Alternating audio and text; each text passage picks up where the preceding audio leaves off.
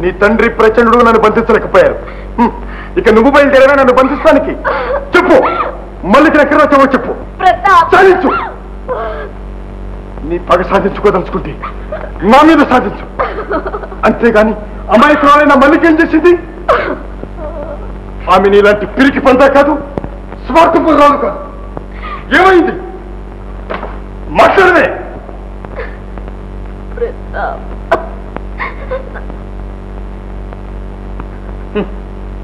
నీ కళ్ళబడి ఏర్పులతో మోసం చేయలేవు. చెప్పు, నిజం చెప్పు. మళ్ళీ ఏం చేసావో చెప్పు. శోభా, శోభా, శోభా, శోభా, శోభా. ఏ నాన్నగారు? వచ్చి పడిందమ్మా, వచ్చి పడింది. పెద్ద పిడుగులాగా వచ్చి పడింది మహారాజు గారి ఆజ్ఞాపత్రం. నేను మహారాజు గారి ఎదుట హాజరు కావాలట. ఆ ప్రతాపుని మనం బంధించాలట. ఎలా బంధించటం? మన ప్రచండుని అతడు బంధిస్తే ఏమవుతుందోనమ్మా, ఏమవుతుందో. నాన్నగారు, ప్రతాప్ నేను మీకు అప్పచెప్పగలను. ఏమన్నావు? ప్రతాపుని నువ్వు నాకు అప్పచెప్పగలవా? నిజం నాన్నగారు, కానీ ఒక షరతు. ఏం షరతు? అతన్ని క్షమించాలి. క్షమించడమా? బందిపోటు దొంగని క్షమించడమా? నీకేం మర్చిపోయి మాట్లాడుతున్నావా? లేదు నాన్నగారు, మతి ఉండే మాట్లాడుతున్నాను. మీరు ప్రచండుడే కాదు, మహారాజు కూడా. ప్రజలు ప్రేమిస్తున్న ప్రతాప్ను బంధించడం సాధ్యం కాదు. లేదు శోభ, లేదు. నీకు నిజంగా మర్చిపోయింది. నాన్నగారు, నా మాట వినండి. ప్రతాప్ను క్షమించడం అటు ప్రజలకు ఇటు మనకు కూడా క్షేమం.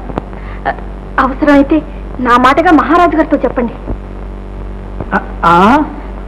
మహారాజు గారితో చెప్పడమా? మహారాజు గారితో?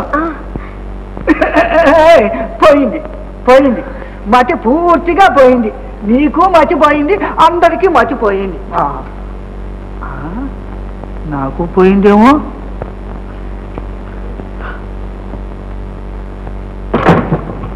ప్రతాప్,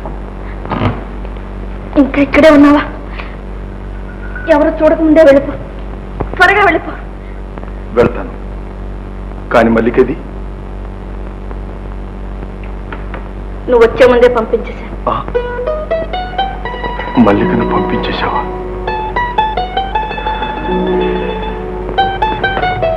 నేను నిన్ను అపార్థం చేసుకున్నాను, అందుకు సిగ్గుపడుతున్నాను కూడా. వెళ్ళు ప్రతాప్, త్వరగా వెళ్ళు. శోభ, మారు వేషంలో నీకు పరిచయం కావడం మోసం కావచ్చు. నన్ను గురించి నీకు పూర్తిగా తెలపకపోవడం తప్పు కావచ్చు. కానీ ఒక్కటి మాత్రం నిజం, నేను నిన్ను మనస్ఫూర్తిగా ప్రేమిస్తున్నాను.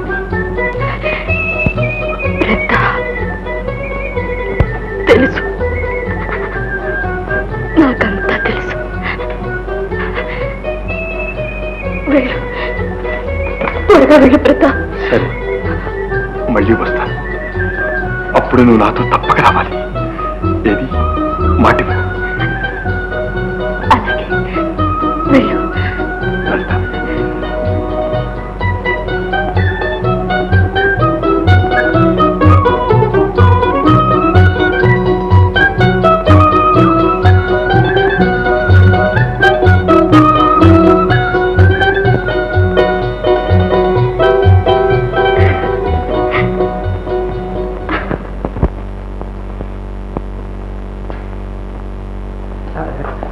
పరిపాలన మీకు చేత కాదని మీరు ఎందుకు ఒప్పుకోరు? ప్రజలకు న్యాయం కావాలి, ఆ పని మీరు చేయలేరు. పైగా వాళ్ళనే ద్రోహులు అంటున్నారు. అసమర్థులైన పాలకులు కల్పించే సాకులివే. మీ కర్తవ్యాన్ని మీరు నిర్వర్తించలేకపోతే చెప్పండి, ఆ బాధ్యతను మేమే స్వీకరిస్తాం. మహారాజా, ఇంకొక అవకాశం మాకు ఇప్పించండి. మేమే స్వయంగా సైన్యాన్ని తరలించుకొని పోయి దండయాత్ర చేసి ఆ ద్రోహిని ఖైదు చేస్తాను. మీరు సైన్యాన్ని నడిపించడం, అతన్ని ఖైదు చేయడం బాగుంది. ఇంకా తమ ఆజ్ఞ అయితే ఆ ద్రోహిని క్షమించవచ్చు. క్షమ? రాజ్యాంగాన్నే వశిపుకోవాలని సూచిన ద్రోహిని క్షమించడమా? మీకేం మతిపోలేదు కదా? సరిగ్గా ఈ మాటే ఆమెతో నేను అన్నానండి. ఆమె ఎవరితో? శోభ అండి, మా కుమార్తె. ఇది ఆమె చెప్పిన సలహాయేనండి. ఓహో, అయితే మీరు ప్రస్తుతం ఆడవాళ్ళ సలహా మీద నడుస్తున్నారన్నమాట. అవును మహారాజా. కాదండి, ఒకే ఒక్క అవకాశం ఇప్పించాలని అంటున్నాను, దొంగను పట్టుకోవడానికి. సరే, మరొక్కసారి చూస్తాం మీరేం చేస్తారు. మహీపతి, ఆఖరిసారిగా చెప్తున్నాను, మాకు రాజ్యంలో కావలసింది శాంతి. మీరు వెళ్ళిరండి.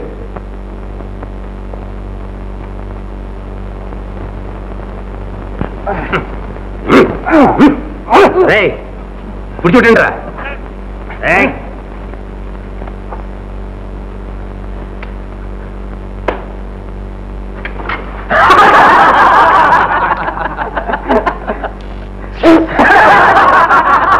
జాగ్రత్త.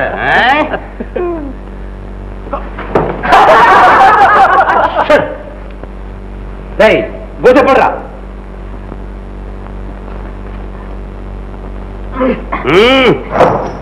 లే లే లే లే లే జూ లెక్క चंबारी तू तू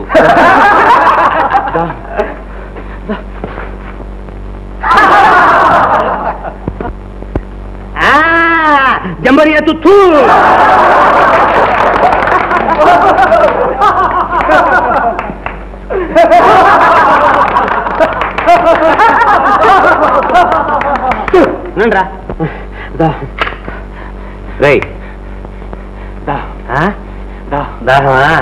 మమ్మల్ని ఇన్ని చెరువులు నీళ్ళు తవ్వించేవే, నీకు ఒక ముంచుడు నీళ్ళని ఇవ్వకపోతే ఏమవుతుంది?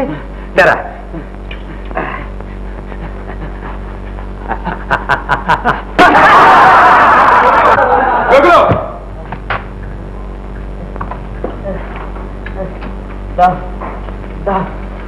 నీళ్లు పట్టుకురా. ఏమిటిదంతా? అబ్బే ఏమీ లేదు. దాహం దాహం అంటేను మనిషి రక్తం తాగే పెద్ద పులికి మంచినీళ్ళు ఏం పనికొస్తాయా అనుకునేసరికి కూడా సరిపోయింది. లే తాగు. ప్రతాప్, పాముకు పాలు పోస్తావా? ప్రచండ, ఆకలి దప్పులతో అలమటించే ప్రజల కష్టాలు ఇప్పుడైనా తెలుసుకున్నావా? నీ గుర్రపు డెక్కల కింద ప్రజల గుండెలు నలిగిపోతూ ఉంటే వాళ్ళు చేసే ఆహాకారాలు వినపడుతున్నాయా? క్షమించు ప్రతాప్. దేశం నెత్తుటిమయం చేశావు, పచ్చటి కాపురాల్లో చిచ్చు పెట్టావు. ఆ భయంకర దృశ్యాలన్నీ నీ కళ్ళకు కనిపించాలని నిన్ను బంధించాను. తెలుసుకున్నాను ప్రతాప్, దయచేసి నన్ను వదిలిపెట్టు. విడిచిపెడుతున్నాను. కానీ ఇక ముందు ఎప్పుడైనా నీ స్వార్థం కోసం మళ్ళీ ఇటువంటి పనులు చేశావా? లేదు లేదు, దైవ సాక్షిగా ప్రమాణం చేస్తున్నాను, ఇటువంటి పనులు ఎప్పుడు చేయను. దైవ సాక్షి ప్రమాణం. ఇంతకీ దేవుడు కర్మ కాలిందిరా బాబు. జోగులో కళ్ళకు గంతలు కట్టి అడవి దాటించండి. దాటించాలంట. అడే లే.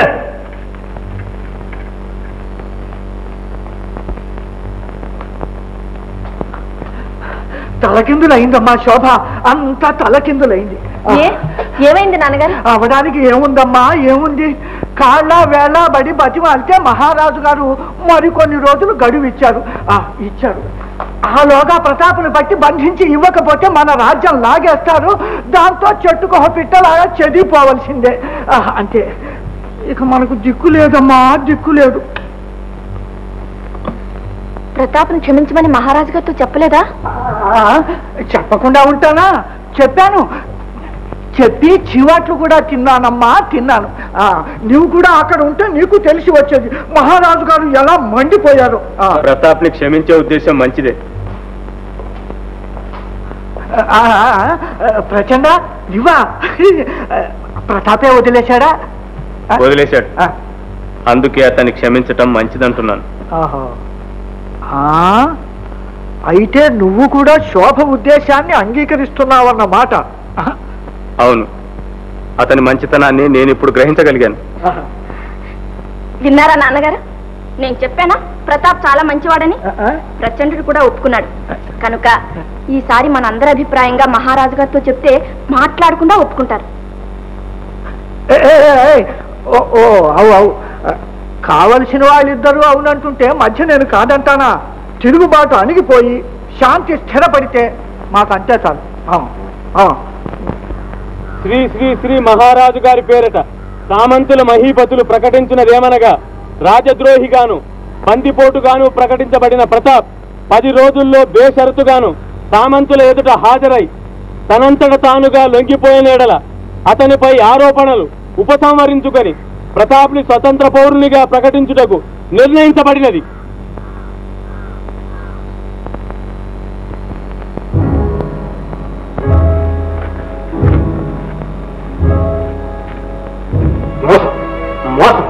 ముమ్మాటికి మోసం.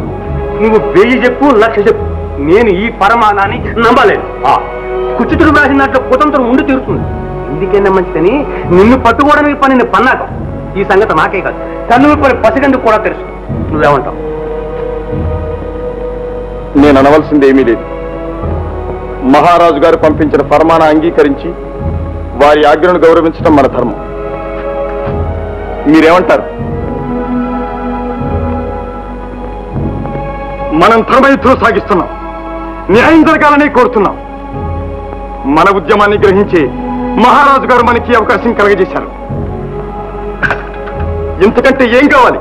ఒకవేళ ఇది పన్నాగం అయితే నాకు ప్రమాదం తప్పదు. కానీ ప్రజా ఉద్యమం నడపడానికి మీరంతా ఉన్నప్పుడు భయం ఎందుకు? మీరు ఎంతమంది ఉంటే లాభం?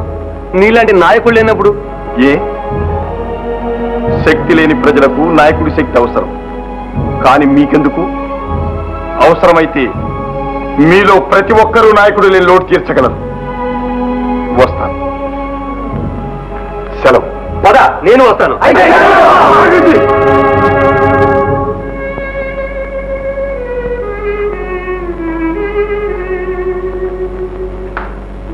జోగులు, నా మాట విను. నువ్వు కూడా వస్తే ఎలా? నాకేదైనా ప్రమాదం సంభవిస్తే నువ్వే వీళ్ళందరికీ నాయకత్వం వహించాలి.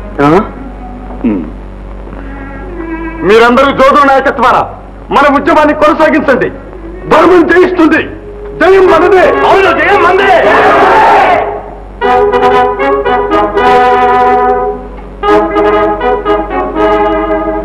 బాబు, నన్నైనా నీతో రాని నా జీవితం మట్టిపాలయ్యేలోగా ఒక మంచి పని చేశానన్న గౌరవం నాకు దక్కించు బాబు. వద్దు బాబాయ్, వద్దు. మేముండగా నీ బోటి వృద్ధులకు శ్రమ కలిగించు. యువ ప్రపంచాన్ని ముందుకు సాగను. వస్తా.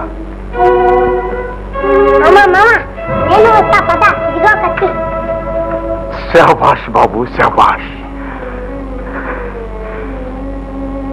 అభిమన్యుడిలాగా పలికాం. మీరు కట్టిపెట్టే అవసరం కలగకూడదు.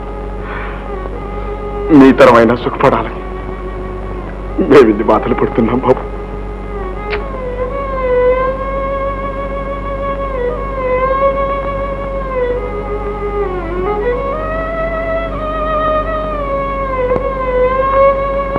వస్తా మల్లిక.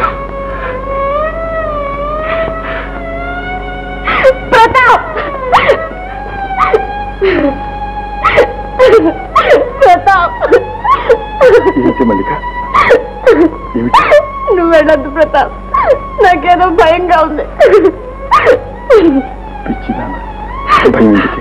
నీకెలా నచ్చ చెప్పాలో నాకు తెలియటం లేదు ప్రతాప్. వాళ్ళు నిన్ను పిలిపించడం లేదో మోసం ఉంది ప్రతాప్. నా మాట విను, నువ్వు వెళ్ళొద్దు ప్రతాప్. అంతా నీ అనుమానం. అంత సౌజన్యంగానే జరుగుతుంది.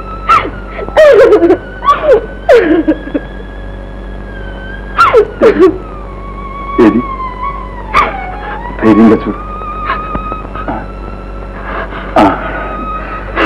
వెళ్ళిరానా?